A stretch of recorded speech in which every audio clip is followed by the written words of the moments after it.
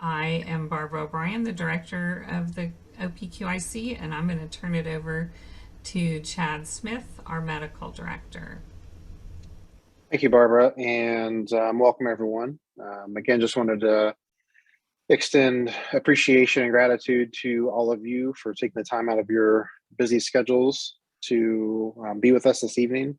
Again, as we continue to talk about issues critical to maternal health and neonatal health in the state of Oklahoma. So obviously, you all have kind of self-identified as those that are interested in improving maternal health. And again, definitely appreciate your engagement, your commitment, and your time to be with us this evening. We have a fairly packed agenda with lots of good information that we want to share with you all. And so we'll start with partner updates, and Joyce from the State Health Department is going to provide us with a few updates. And Joyce, thank you. Good evening, everyone. Yes, I have just a few updates, and then we're going to get right into some more of the meat of the meeting, because there are several more items that are going to be covered that we've been working on with our partners with the Maternal Health Task Force and the Oklahoma Perinatal Quality Improvement Collaborative. So we'll let those details be shared further in those updates. But I do want to reference to everyone that there is good work continuing, both for the Preparing for a Lifetime, It's Everyone's Responsibility Infant Mortality Campaign, and we've seen some good moves in the numbers in the recent years. Hoping that will continue, even though we know COVID has thrown us some challenges in that regard over the last period. Also, really good work continuing with the Cherokee Nation and the Perinatal Center on the Maternal Fetal Medicine Clinic, with OU on chest health and referrals for pregnant women for substance use and mental health. The OMNO, which you're going to hear updates in relation to those activities in a moment. Also with OSU on the high-risk OB Project ECHO. Another item that we are very happy about that's been going on is the maternity clinics. The prenatal care clinics are now fully moving forward in districts 7 and 9, which are in the eastern part of the state. Also getting ready to start in district 8 and 4, which kind of covers the mid-southern part of the state and then the northeast part of the state. So those have been going well. People are very excited both about having them to provide additional care for gap filling. This is for gap filling in those areas where there's transportation and other issues, and to be a part of the full partnership with our communities and to be able to assure good maternal health and deliveries in the state. Thank you. Well, everybody continues to work on sort of the subgroups as we're going forward. I think, everybody was kind of burnt out for a while, and I think we're feeling a little more energy and getting things rolling again. Group A is the access to care, and I'm really working right now on developing some templates for education and a web page to help educate pregnant women and their families. Also looking at some guidance to develop some protocols for prenatal care and telehealth visits, which I think is going to be real important as we go forward in providing access to care to the outlying communities and somehow try to service rural health. I think one of the most important, Group B, the mental health, substance abuse, and social services. Lots of different things going on there. The OMNO, working on culturally sensitive care for the LGBTQ community. Again, substance use disorder for the incarcerated patients or incarcerated pregnant women. I have a daughter-in-law who is doing an advanced law degree at Columbia University, and they used Oklahoma as an example for a number of incarcerated pregnant women in the world and our treatment of them. And so definitely need to work going forward there. Also, I'm researching further into what can be done with human trafficking and helping pregnant women in those situations, and just different outreach programs. So lots of different areas they're helping us out with. And I think the one of the most important things is helping to let people know how to access mental health care in the community.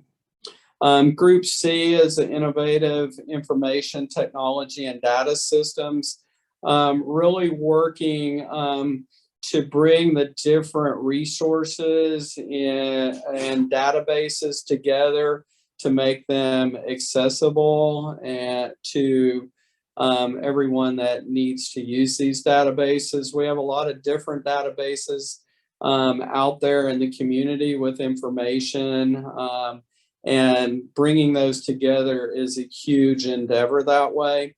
Also working on with Group A on access to telehealth and telemedicine, both for education for providers and for access to care. Group D, racial disparities, has been working on implicit bias training. Quite a few people have participated in the seminars since August, and so great work that way. And then hosted the Black Maternal Health Week for the state and promoted activities with birth equity initiatives that way. I think a huge area for us to reach out and improve care. What all did I miss, Joyce? No, I think you did really good. Just a couple items I wanted to reference is the maternal health data catalog, which was cataloging the data sources from the state and providing those links and the measures that were accessible. That is now been completed in pilot form and is getting ready to be launched and maintained on the Oklahoma Perinatal Quality Improvement Collaborative website. So a big thank you to the OPQIC for agreeing to host that. I know that's something that many have been interested in and are designed to be able to utilize. So that'll be a first step in that regard that can be provided. And another item, and I know Barbara's going to go into it later, so I'm just going to hit on it, but it's a good item with the teen birth launches. So we've had 4 launches from cohort 1, and we have 5 more upcoming in the next week. So that's very exciting and moving forward with further delivery care for our women in a fashion that includes them as part of the team with their providers. So another thing, like I said, I'm going to let Barbara talk further in the details, but that's a couple other items. And I don't know if you wanted to reference further in relation to legislation or let that. Yeah, I don't have a whole lot to say about legislation. I mean, first off, if anybody has any suggestions for things we need to be working on in these groups, let us know so we can head that direction. I think most people on the call are probably involved, or in the meeting are probably involved in some way in the work groups, but any ideas or crossover to different work groups, let us know. Anything we can do to make things better in the state. Legislative initiatives have been somewhat disappointing. this year, probably, to say the least.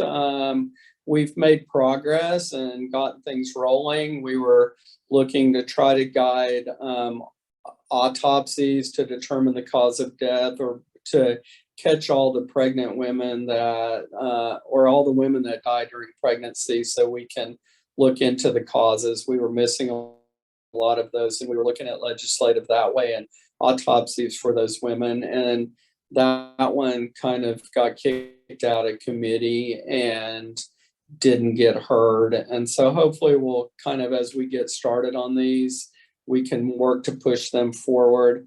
I think, what else did we have going? Some of the breast feeding, or the breast milk and getting it paid for, and breastfeeding education.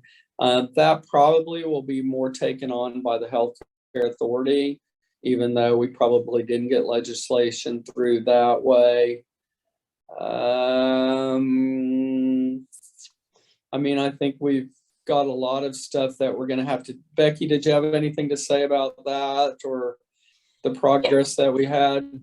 Yeah, actually, good news. Senate Bill 469, which is the Medicaid coverage for donor milk for outpatient babies, is on the agenda tomorrow at 2:30 on the House A and B committee. So if it, and there's only 7 bills on the agenda, so we hope, and it's second on the list, so we hope it's going to get voted on tomorrow. Then it would go to the full House, and then on to the governor. So that's actually, exciting. we may get something done. Yeah, that one may get something done. 611, the baby-friendly one, did not get heard, and I had just stepped out for a minute, so I don't know if you said anything about that, but No. it can be reintroduced next year, modified or somewhat, but Senator Hicks, I know, wants to look at doing an interim study on that next fall, like we did with the lactation support for incarcerated mothers. So stay tuned on that. We're not done with that topic, but 611 is done for this year at least. So. Okay.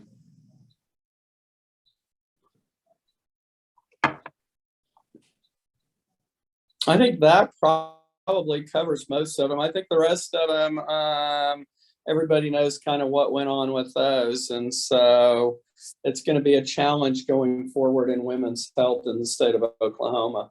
So the next up on the agenda, we have Trailer Rains, the State Medicaid Director, to provide us healthcare authority updates. Trailer. Hey, good evening. Thanks for having me. So I'll kind of build off of some of the things you just mentioned, specifically on the donor milk piece. And so I'll be honest, at the time when we were talking to Senator Hicks, it didn't look like it was going to get a lot of traction, the bill that is, but we had already agreed with her that we would start providing coverage this year for that service. So I've already been assured by our finance that it's something that we can absorb in the current year's budget and build it out as the program grows. So we look to have that be effective probably in the fall. In addition to that, we are what I would say well down the road of exploring the reimbursement for doula services in Oklahoma through the Medicaid program. We've assembled a group of what I consider to be experts in this field across the state. We've had 2 very invigorating and fun meetings over the last 3 months to really just get feedback from what does a doula program look like in Oklahoma? What should it look like? And how can we build that into the Sooner Care program? What does reimbursement look like moving forward? Our research team internally has pulled together resources from other states whose Medicaid programs have already gone down this path and maybe have some lessons learned that we can pull from. I will say we're definitely pulling from the states that didn't reimburse nearly enough to account for the time and effort that goes into a doula service. So the timeline on that, as with most things administrative in nature, would be an effective date if all the pieces fall into place of next fall. So we'd still have to do an appropriations request, which happens this summer, which of course is after we do a kind of an estimate for budget impact and total uptake for year 1. But glad to see that we're going down the path. We also have had conversations with multiple of you guys, and Barbara in particular has brought up the idea of unbundling the global payment again for our covered births. which is something that I've submitted an internal, what we call a concept form internally that gets kind of the ball rolling around research and seeing what that would look like for us. There seems, we had kind of gone down this path a couple of years ago and there was some resistance, but really the resistance from what I can tell was more around the timing and folks that would kind of be the losers in the scenario if we didn't time it just right. Those who kind of started with the global and we can't just unbundle it midway through. So I think we could probably get there this time, even if to unbundle the postpartum piece. We just, everyone knows this, we don't have any good data around that because of the global. And so we're going to look at that again. So be looking for probably some invitations to join some of those stakeholder groups as we work through that and have those conversations. Outside of that, I will briefly mention, you've probably seen information coming about the public health emergency and the potential unwinding that will be coming forward this year. Just last week, we got our 90-day extension that will, of course, extend the PHE for another 90 days. All signs have been pointing to that's going to be the last 90-day extension we get. Now, having said that, you never know. We are seeing an uptick in, other variants of COVID. A lot can happen between now and the end of the 90 days. But what we do know for sure is that CMS has to give us a 60-day notice prior to the actual end of the PHE. So the next date that's on the horizon we're looking at is May the 16th. So we would have to be told on or before May the 16th that we're getting a 60-day notice that it's indeed coming to an end. If and when that happens, we have been putting processes in place to do a very intentional and compassionate unwinding of the program. Well, when I say program, it's unwinding of the roughly 200 to 250,000 individuals that will no longer have Sooner Care coverage. Because as a reminder, since January of 2020, we've not been able to disenroll any of our members from the program. And that was one of the conditions of getting the enhanced 6.2% federal dollars that came during the public health emergency. So we have accumulated about 200,000, probably by the end of PHE, 250,000 members whose income exceeds that for Sooner Care at this point. A lot of these folks aren't accessing services. And so we will look at it in terms of priority populations, in terms of rolling them off. So for example, we have around 70,000 individuals who in the last year have not accessed a service through Sooner Care. So we would naturally look at that group to say, okay, we can prioritize you as one of the first few months to roll off the program. We'll be looking at things like is the member in the middle of an episode of care? Are they receiving treatment through a high cost drug? A lot of those things that we know that Sooner Care is really essential to maintaining the level of care at that point, and we will prioritize them for a later disenrollment timeframe. The runway we're looking at now is probably going to be around 9 months that it would take us to do the full, because during this time we have to do renewals on all 1.2 million folks that are enrolled through Sooner Care, as well as reprocess these renewals for the 250,000 who are no longer meeting eligibility criteria. So we think we can do that in 9 months. Our sister agency, Department of Human Services, will be responsible for that process for our ABD population and the long-term care population. They will more than likely use a year to process all of those. You probably have heard, or if not, there is a bill out there called 1337, which is this year's managed care legislative vehicle that would look at exploring options, not just through a typical third-party managed care product, but also through an accountable care organization or a provider-led entity. This gives an opportunity to really maximize provider involvement and ownership at the community level in a new delivery system model. We have done a lot of legwork this time, working with our stakeholders, our providers, our various associations, getting a lot of input and reaction to the initial language, which I really think will result in a really good product this time that will allow us to move forward. Again, the bill number is Senate Bill 1337. It's, I think, on agenda to be heard at A&B tomorrow, and will more than likely go to the floor next week. And that actually, thank you for reminding me, that brings up, there is a companion bill to 1337 called 1396. And that is actually kind of the funding vehicle we would use you're probably familiar with the Supplemental Hospital Offset Payment Program, otherwise known as SHOP, which is basically a tax that the hospitals pay into that we're then able to draw down federal funds and then redistribute to our hospital partners.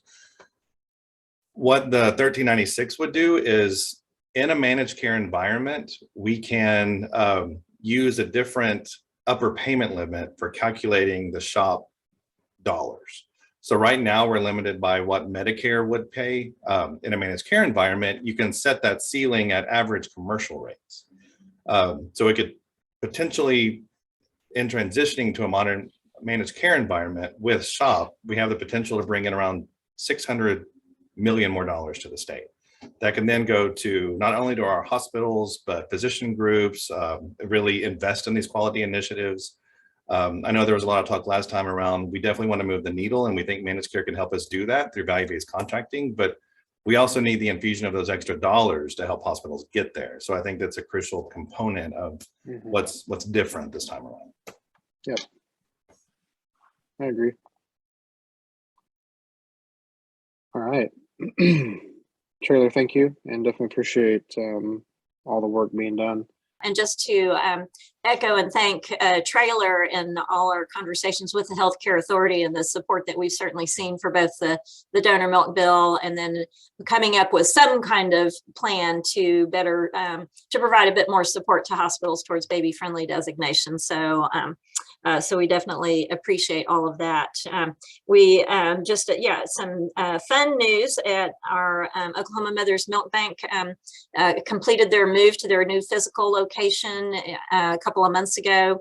It's now located on the first floor of Garrison Tower, one of the old Children's Hospital buildings, and we have more than doubled our space. So we were so tight on space that if we wanted to ramp up capacity and more pasteurization, we didn't have enough freezer space. We couldn't get any more pasteurizers. So we'll now have the ability to definitely continue to meet the growing demand for donor milk, which has grown tremendously over the past year or two, especially. And then, of course, to be able to meet the need for babies in the community as well here in Oklahoma. So, and so just to also put a call out, we will be we will be looking at expanding our staffing as well. So stay tuned, or if anyone knows of people that might be interested in some positions at the milk bank, to definitely let me know that.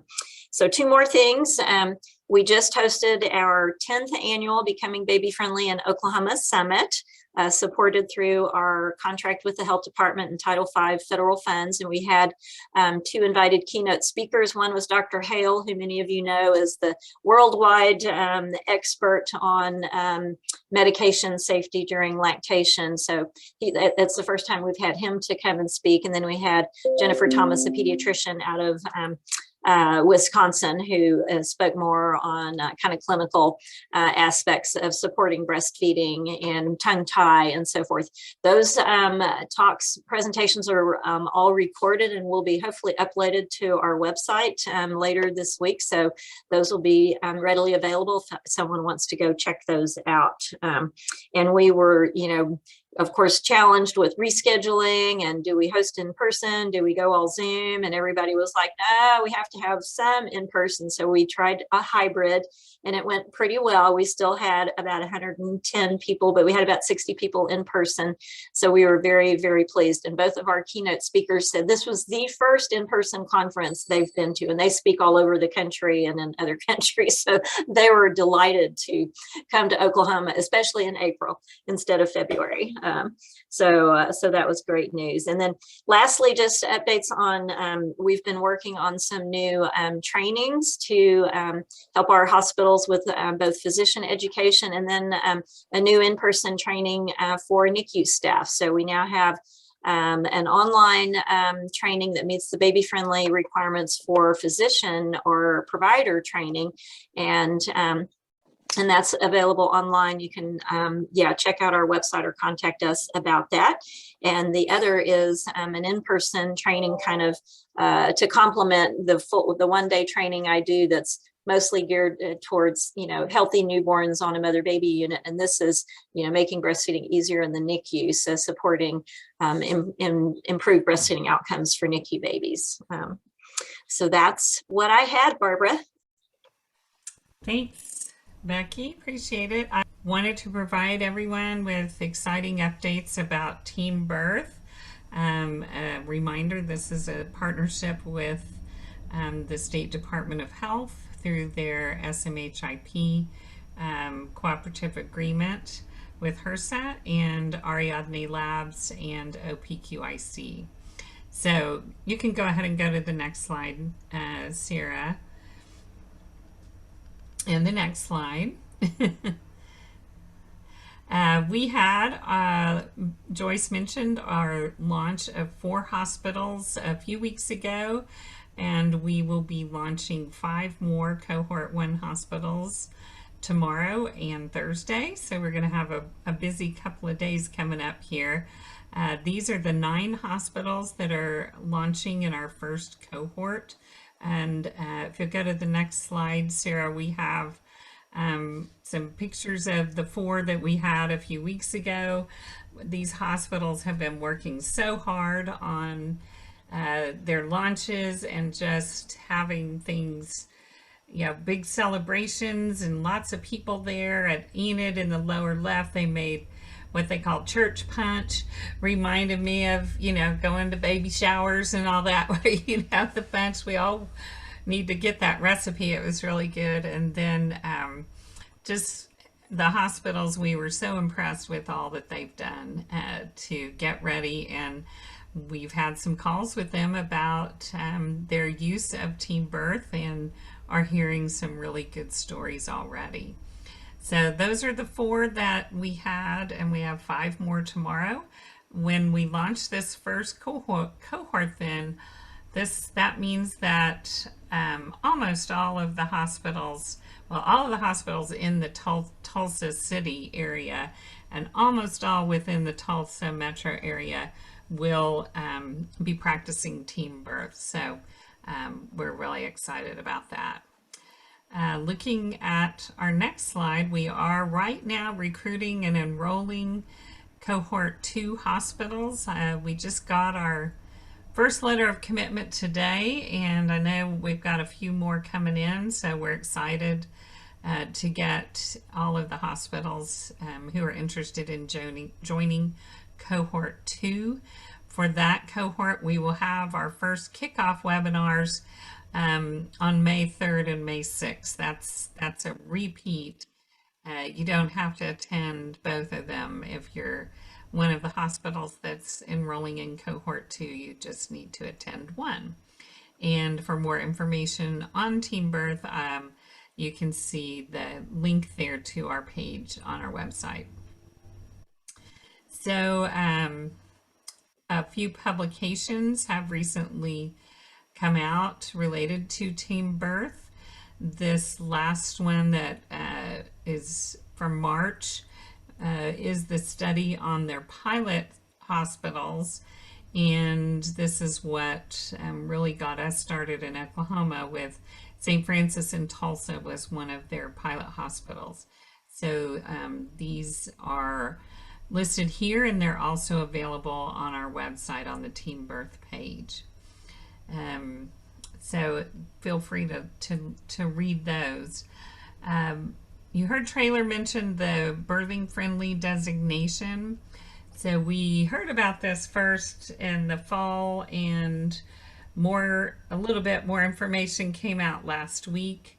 CMS is proposing a birthing friendly hospital designation for maternity care hospitals.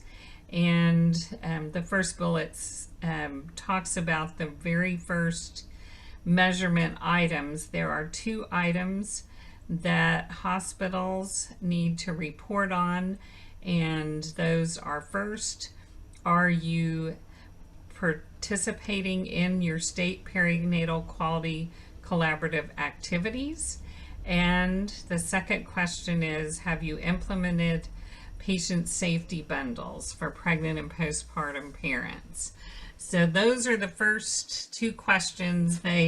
Hospitals will begin submitting this information in May, that pertains to the quarter of October through December of last year.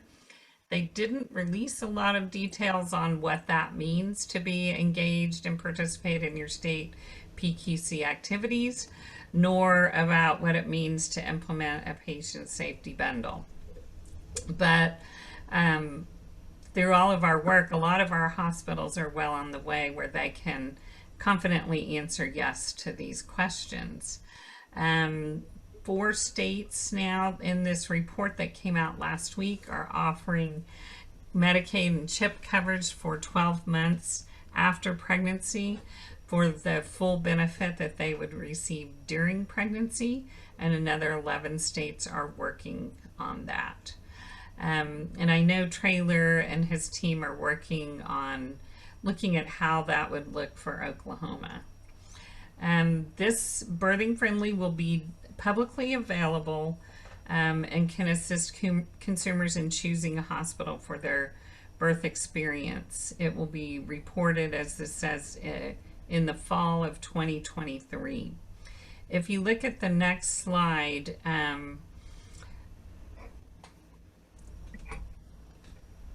this link down at the bottom has a little bit more information.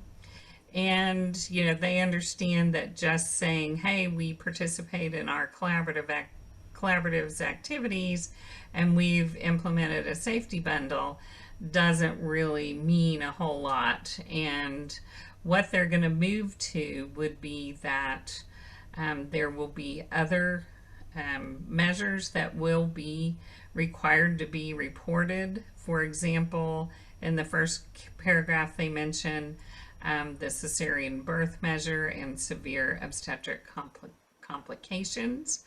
And so as we move forward, hospitals will be reporting these types of measures as well. And this information will be publicly reported. It will also be included in their hospital inpatient prospective payment system. So in the hospital's calculation for how much, Luana can provide more information about this. It's kind of complicated, but what their reimbursement is, this will be one of those points that will be considered for that.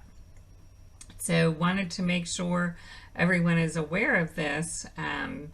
We think, it'll be a good thing that the public can have this information accessible to them. And it is an incentive for hospitals who, a lot of them in Oklahoma, are already doing a lot of work on this. And so it can be a way that they are rewarded for that work.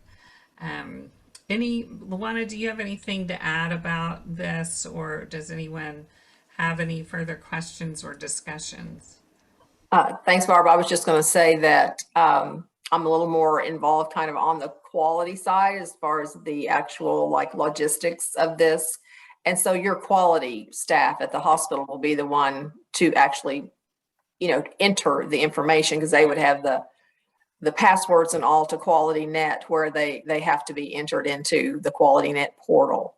Mm-hmm. But I'm sure they'll be talking with you about, what are we, I don't know, they know for sure if you're in the AIM project. And some of the descriptions from CMS, it really specifically even says that AIM is an example of being a part of the Quality Improvement Collaborative. So, that we're really lucky there that OPIC has gotten so many of these projects going. So the majority of our hospitals certainly should be able to attest yes to this. And if they can't, they just need to get involved with the collaborative to be able to. But I do want to say that it is one question, and measures like this bother me because I don't like measures that have two different aspects to them. But it is one question, and the question is, are you a member of the collaborative? Are you participating? And 2, are you doing the bundles? Have you implemented the bundles? And if you can't answer, I'm sure you can't really be in the collaborative if you can't really implement the bundles. If you haven't been in the collaborative, maybe some can implement the bundles. If you can't say yes to both of them, then you have to say no to the question. And so that's kind of interesting to me that you know, again, I don't like two-part measures like that, but that is how this measure is at this time. So when they go in next month, which will be May, they're called structural measures because they're not process measures, they're not outcome measures, they're structural measures. And you will have to be able to say yes to both of those things to be able to say yes to that one question. And that's what would be publicly reported then. And I'm assuming this will be available on Hospital Compare. Right. Okay. As to whether they, you know, whether the government will get that far, they should by 2023, that would be then under that baby friendly designation. Or birthing friendly. That's how the Biden administration is kind of wanting, you know, to couch this as part of their emphasis on maternal safety. And just to clarify, under birthing friendly, not baby friendly. So thank you. Thank you for saying that. Yeah. Baby friendly has to do with breastfeeding. Yes. Well, support for all feeding support for all people who deliver and, you know, go to a hospital and have their baby, no matter how they choose to feed their baby. But there, yeah, that is a separate type of thing that is granted through a process that is then they're designated by Baby Friendly USA. So this will be from the Center for Medicaid and Medicare Services.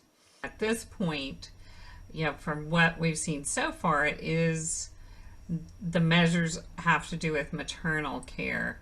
So yeah, I agree. I hope that they can roll this into, you know, birthing care, so the care for the dyad and the family, and not just maternal care. So well, and I would argue lactation is a part of maternal care, so you can't it is leave that out. And postpartum especially. But when you say baby friendly, you're thinking baby. So I think that yeah, the rules right now only have to do with you know, maternity care, such as like they're the ones they're looking at cesarean and severe obstetric complications. So yeah. Thanks for that clarification, Becky. Any other questions or comments? All right. All great points. Thank you. Great conversation. Looking at our Q4 data for 2021, we had a total of 91 records. 88 of those were women.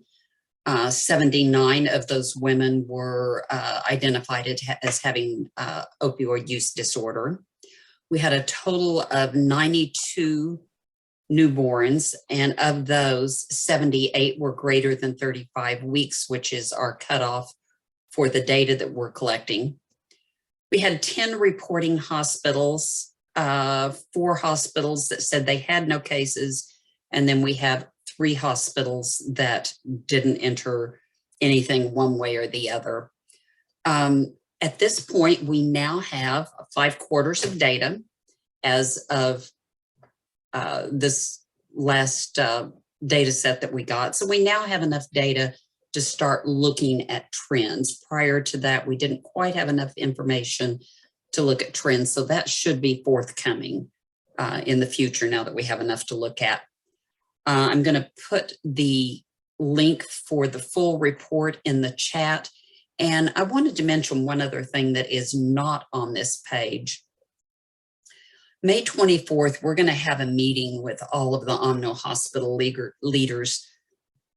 I think everybody knows that we've had a real patchy start and stop with this since it was rolled out the week before COVID hit our shores. And so the hospitals have been really trying. They've been working a little here, a little there, but it's very difficult because this particular initiative requires so many infrastructure changes as far as like their electronic medical records and working with a very broad range of providers here. So we're going to have a, thank goodness, as Becky said, an in-person meeting on May 24th. Hopefully we're going to reinvigorate these leaders, kind of get our enthusiasm back for helping this population of moms and newborns. We're going to continue with the inpatient patient safety bundles that need to be put into place. But we're going to be moving forward, working with the state agencies and other organizations using the family care plans and a new outreach program that we're looking into that Teresa's about to talk about. So I will put this link for you to look at the full report in the chat. Any questions about our data?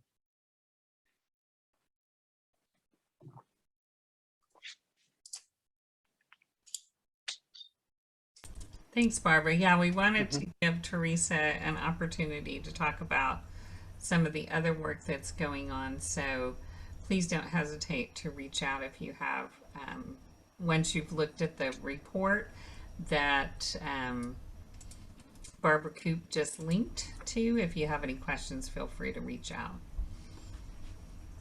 And so now I'm going to turn it over to Teresa Stevenson to talk about some other things that are going on with our Oklahoma Safer, safely advocating for those engaged in recovery. And Teresa, I'll turn it over to you. So safely advocating for families engaged in recovery is our SAFER initiative. It came out of an in-depth technical assistance initiative that was started about almost 2.5 years ago. It seems like yesterday, but that's how it started. And so next slide, please. This is the agenda. We'll talk about the family care plans, next steps, implementation framework. Oh, back. Okay. Data evaluation and progress, and then tough as a mother application. Next slide. Go ahead and go next slide. And next slide. So we first wanted to address this, and this is even going to be a culture shift and stretch for even more individuals in the medical field, because we are trying to actually widen the net of individuals that we are touching and wanting to support. And that can be very scary as you see how our reporting mechanism will be to help these individuals get family care plans if they did not already come in with a family care plan at birth. And so just kind of bear with us. So the substance exposed definition compared to affected was impacted by it did impact our decision on how we were going to move forward. So substance exposed, infant tested positive for alcohol or controlled dangerous substance, and then substance affected, infant diagnosed with withdrawal fetal alcohol syndrome and neonatal abstinence syndrome. Both substance exposed and substance affected infants are required to be reported to DHS, and the plan of safe care only required by statute for substance affected infants. So that I don't know if you guys are familiar with the captive care law and things that came into nature, and so that's where this piece of that information came to. Okay, next slide. So whenever we were looking at the data for child welfare, like actually what was happening, how many of these were actually coming into child welfare's hotline, there was a total of 2,247 infants with prenatal substance exposure. 29 were screened out, meaning that they may have been on an MAT or there was some other reason that there were no safety risks at all. And so they were automatically screened out. So 2,218 were actually screened in to have reviewed or investigation. And then only 1,382 of those actually were, I believe this is correct, were found to have safety concerns and had a referral to services. But only 71 plans of safe care were actually created. So actually all of those 2,218 really should have had some type of a plan of safe care. Next slide, please. So instead of 3.2% of infants with prenatal substance exposure and their families receiving plans of safe care, we are wanting to actually have everybody stretch a little and then actually have family care plans provided to anyone that has a substance use disorder that is pregnant or postpartum.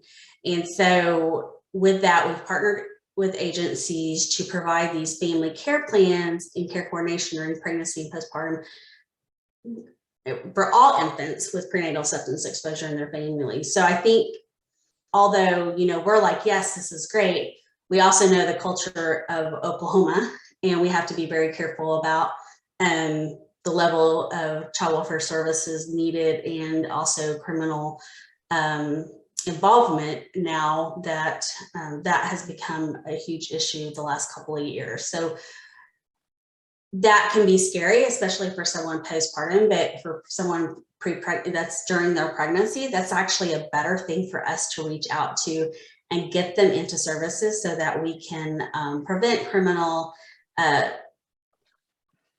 or reduce the potential for criminal involvement, also reduce the need for child welfare services. Next slide, please.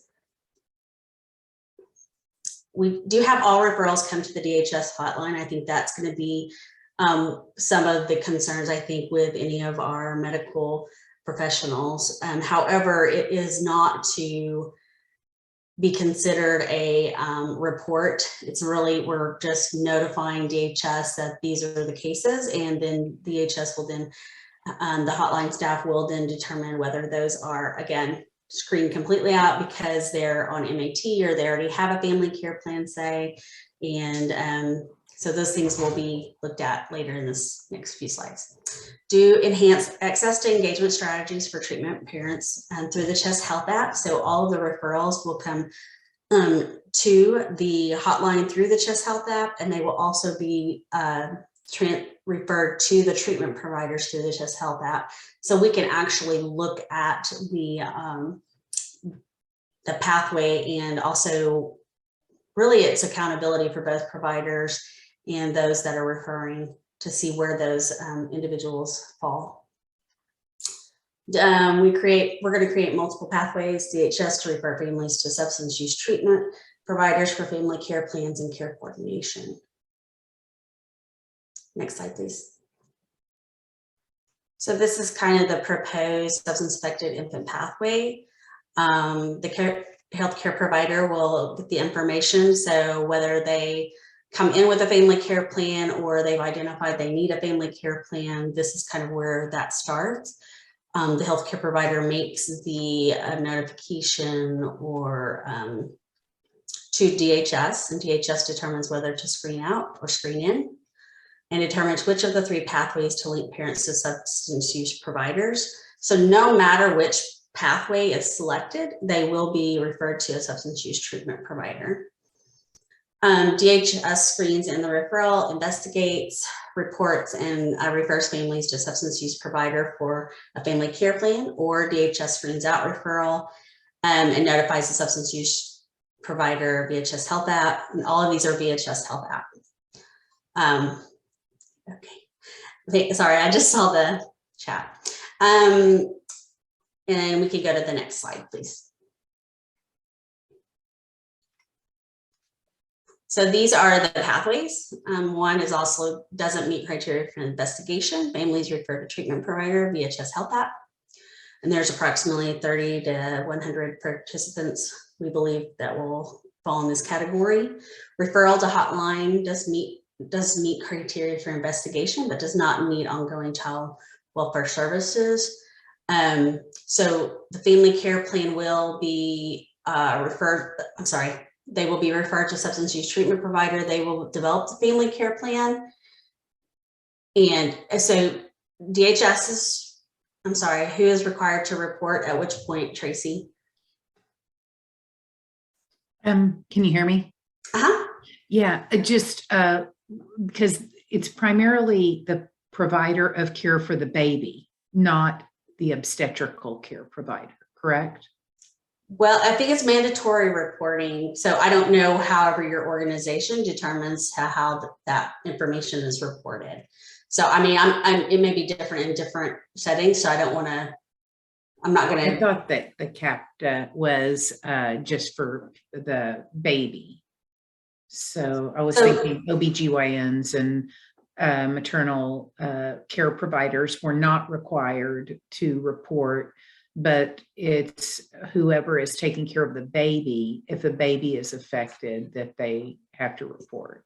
So I am not your captive care expert, but so whenever you mandatory reporting is really anyone that knows about the case. So you may interpret that however you choose to. I definitely would reach out to child welfare to get better clarification on that. But if someone knows about this issue, not prior to delivery, so let's be very clear to that, because we've had instances where someone might report a pregnant person, and then there comes that really brings up attention that doesn't necessarily need to be there, because there's nothing child welfare can do. They cannot become involved until after the birth of the baby. But once the child is born, anyone becomes a mandatory reporter at that point in time. So, but again, like I said, Tracy, I would just get your clarification from child welfare as far as what they believe is best. And again, your hospital or clinic will have its own policies on how they want to handle that too. And I think it's important to point out, Tracy, that the family care plan can, we want that to be started, be initiated during pregnancy. But you don't make a report until after the baby is born. Correct. And so, and I know it sounds like report, if they already have a family care plan, the idea is probably that it will be more kind of like a notification to child welfare that this has been reviewed and sent on. And so even though we're going directly into child welfare's crisis hotline, we're really trying to also change the culture of child welfare, that they are a level of support. And so if we can reduce the need and level of support of child welfare involvement, then we're actually helping this family move along faster. So yeah, we want the family care plan prior to delivery.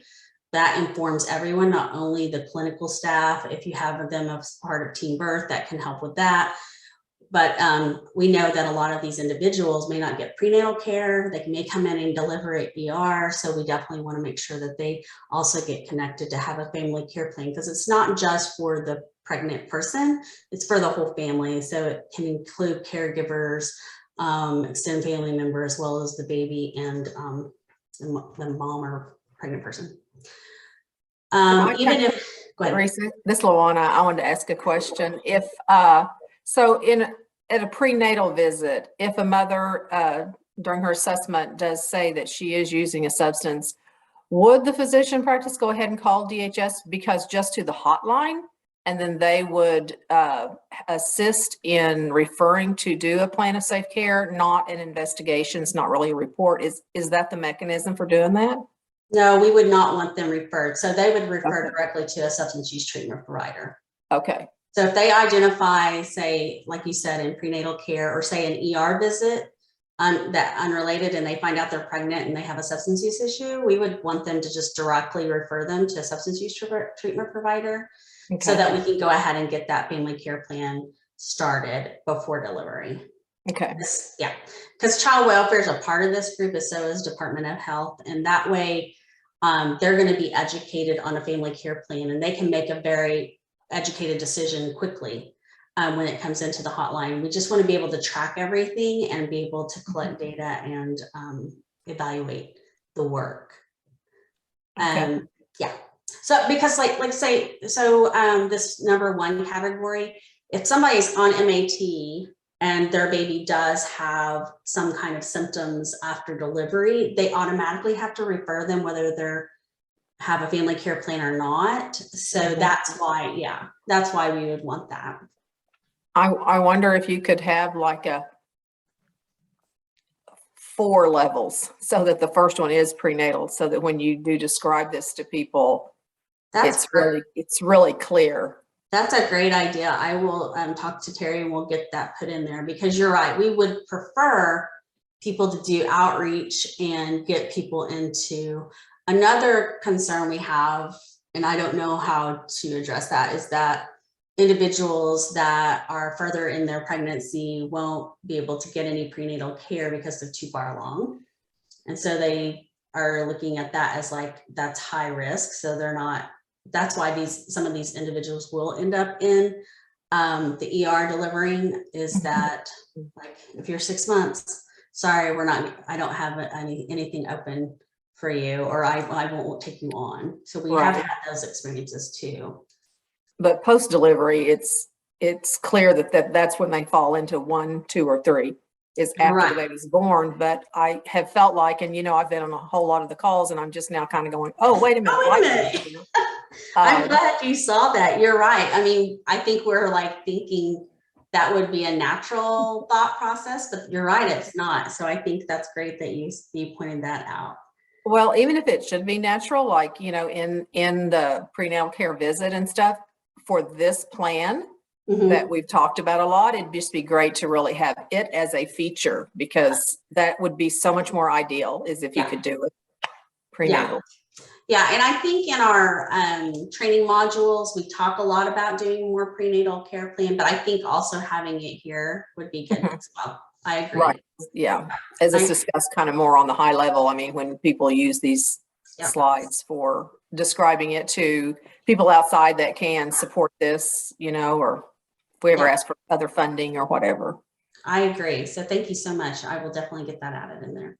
And then, of course, the referral to hotline does not meet criteria for investigation and is in need, and is in need of ongoing child welfare services. There's still going to be a referral to treatment provider via Chest Health app, and then they will collaboratively monitor the family care plan. So one of the things that we want to ensure too is that these family care plans belong to the individual family, and they are kind of their recovery resume. They get to be able to invite people to add to it at any point in time.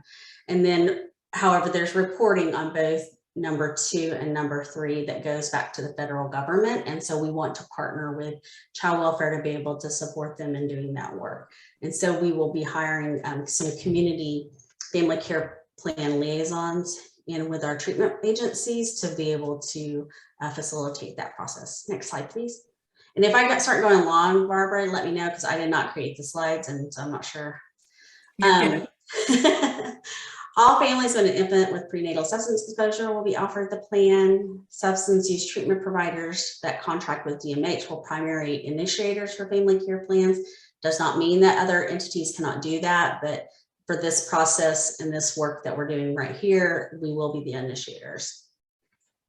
When appropriate, the family care plan will be monitored jointly by substance use treatment providers and DHS staff. Next slide. These are the things that we are putting in place. We already have our e-learning modules available. We're kind of a little nervous to let them go completely wide because not the providers themselves are not completely up and running in the same manner that we'd like, but the training modules are available. So if you'd like to review, what we just ask you not to share. Implementation toolkit is underway. That will be for our treatment providers actually implementing what a family care plan looks like. It can be used in other settings, but for now we started with our treatment providers because that's our main focus. And then we have interactive training consultation that will be available in July after our contractors have their contracts in place. And all of our contracted treatment providers will be required to ask if individuals are pregnant or plan to have a family within the next year. If so, they're to ask if they have a family care plan or would like a family care plan. And if they choose not to, they say, yes, they do want to have a family, or no, they don't want to have a family in the next year, that will be asked for both men and women. They will then be given, supports and resources on different types of contraception to assist with that. Next slide. So these are just kind of going over what the modules include, and I won't read all those to you. Next slide. Implementation toolkit, some of the contents is going to have very specific scripts so that we are in alignment and everybody's saying the same thing. We will have a readiness checklist and implementation guide and standardized forms. I think a lot of people get stuck on whenever we say in family care plan that it's like a treatment plan or like a hospital plan, but it really is this collection of information of everything, a holistic approach to this person's care. So it includes ancillary services and social supports, as well as the care for the mom and the baby. And also it will help the providers be working with the clinics and hospitals, OBGYNs in their community. Next slide, please. These are some of our next steps. We're working on choosing pilot provider sites, exploring incentives and supports. We will establish a Plan, Do, Study, Act with the pilot, and create implementation framework and timeline. Next slide, please. I'm not sure what all she had and what other information she had to go support with this, but it's who, why, what, how, when, where, and what's happening when we talk about the framework. So next slide. We are going to do evaluation, not only on the process for the pilot, outcomes, cost analysis. So we're looking at like 3 different pieces, like our implementation process. We're having evaluated the actual family care plan outcomes, what comes about with that. Some of those outcomes would be like, are they using Eat, Sleep, Consult? Are they, because a lot of the families get educated and empowered to speak, educate and speak to the provider, and so they know to ask for Eat, Sleep, Console.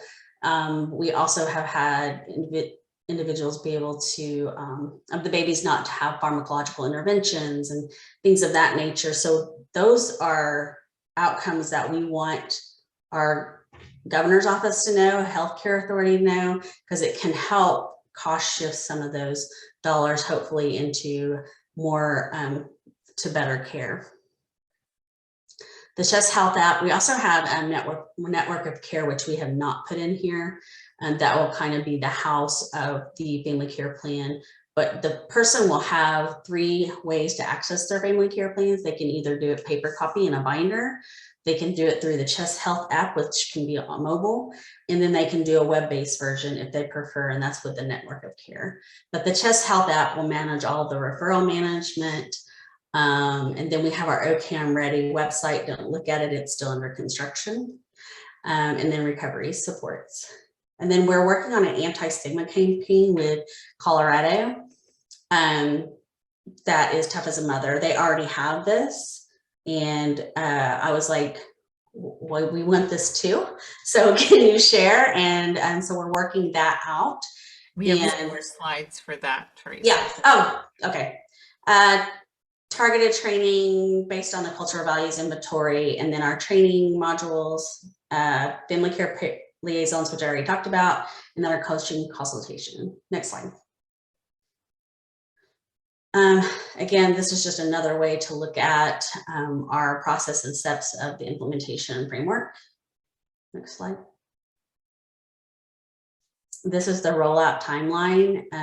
This is tentative, but this is really, I think, achievable for us to do these things.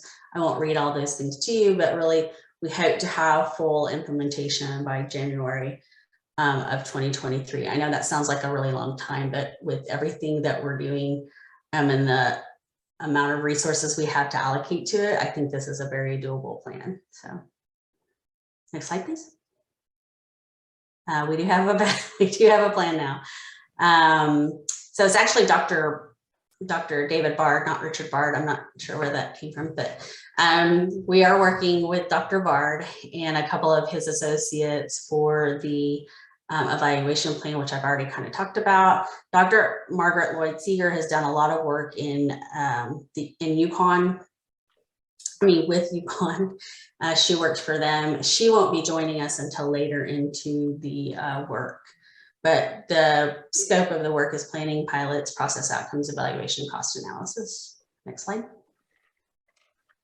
And this is kind of his timeline, and I'm not going to go over that because it's a lot, but you're more than welcome to any of these slides as well.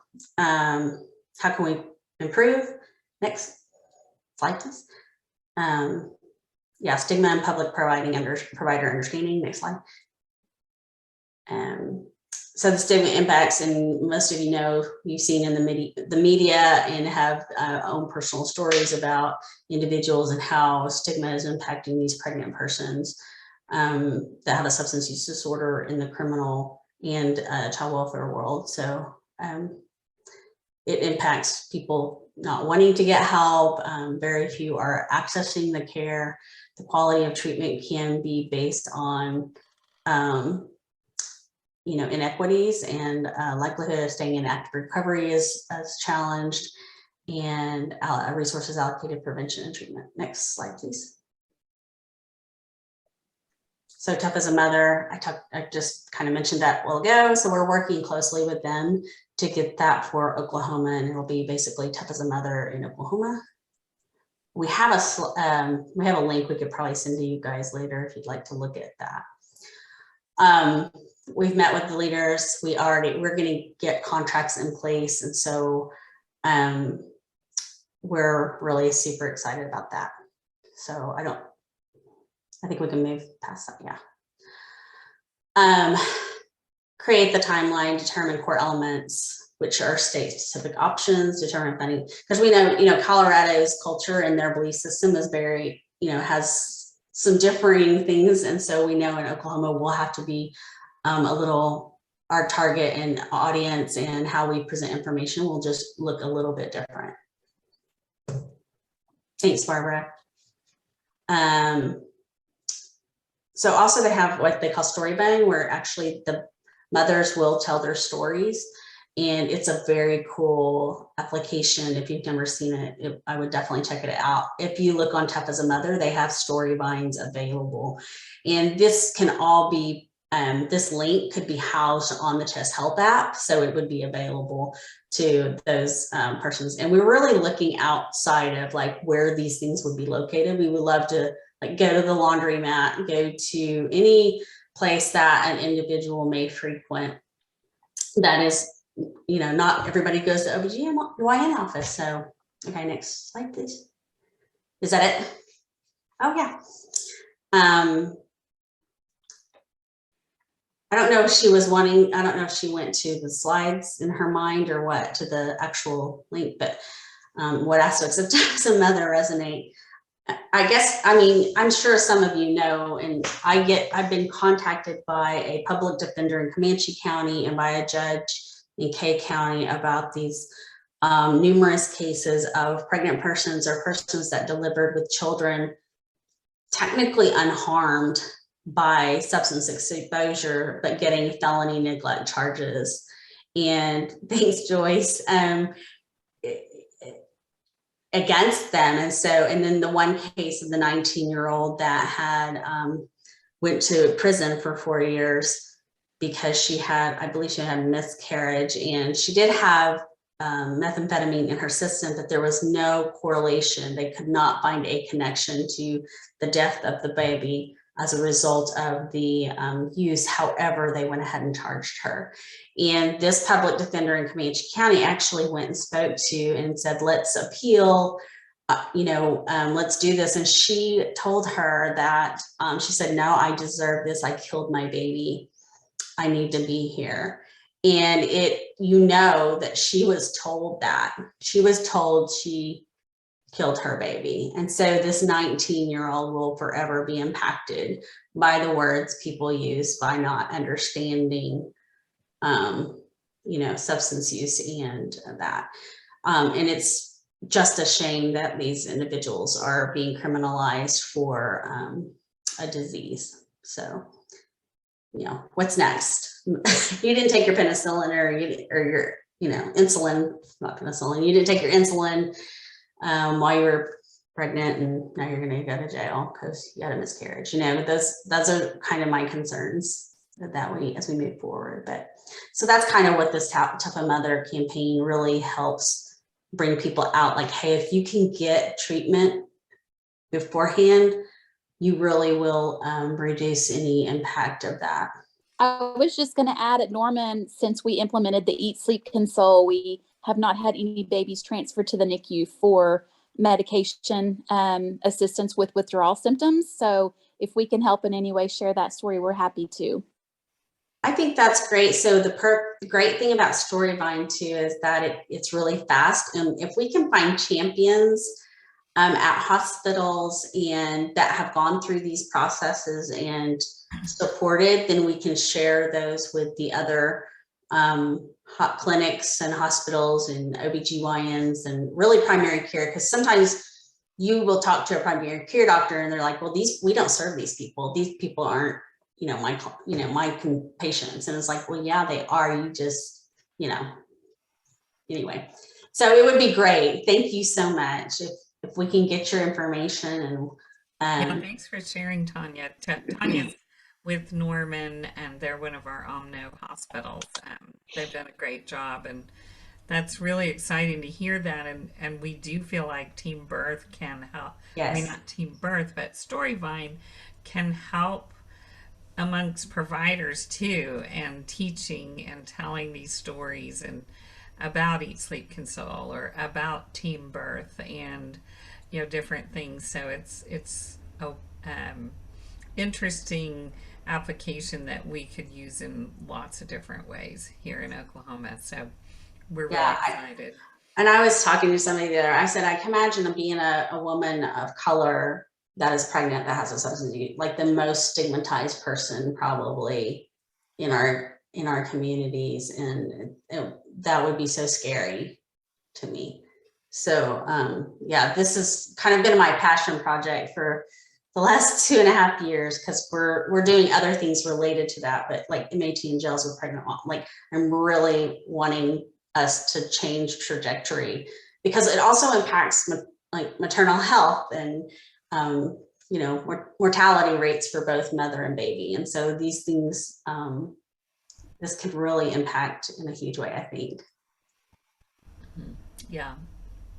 Thanks for sharing, Tanya. Yes, thank you. Yeah, we just wanted to make sure everybody's aware of how to sign up to put this on, to register for these meetings and to add it to your calendar. So go to this slide, because we don't want to send a calendar invite to everybody that receives these emails, because we'd get a whole lot of responses from those calendar invites. So please register at the link here, and you can also in that process sign up for the recurring meeting invite. And so we will have July 19th, October 18th. We'll consider, talk about having in person, or maybe, I know before we were doing hybrid, we have a lot more attendance. A greater amount of people can attend if it is virtual. So we'll look into perhaps in July we could actually have a meeting, something in person and virtual. So we'll keep you informed. Yep.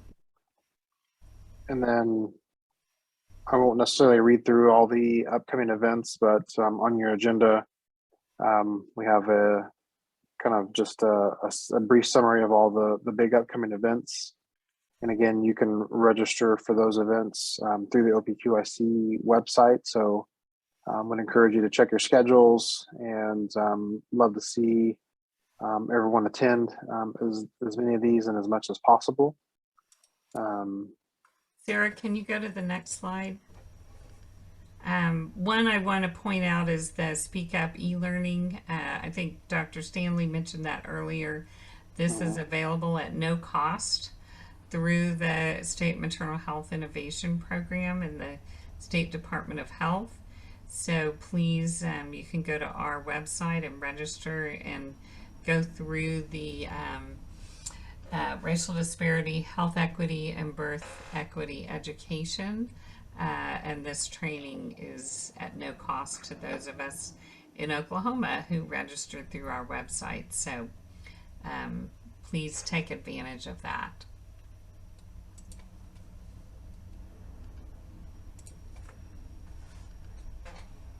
And just a couple of the events that Chad mentioned. And other than that, if there are no further questions or comments, we are done. Chad, any other comments to add? I don't have anything to add. Again, just thank you for everyone's engagement. Had a lot of great conversation. Thank you to all the presenters. Appreciate your updates and the information that you provided this group. And everyone have a wonderful evening.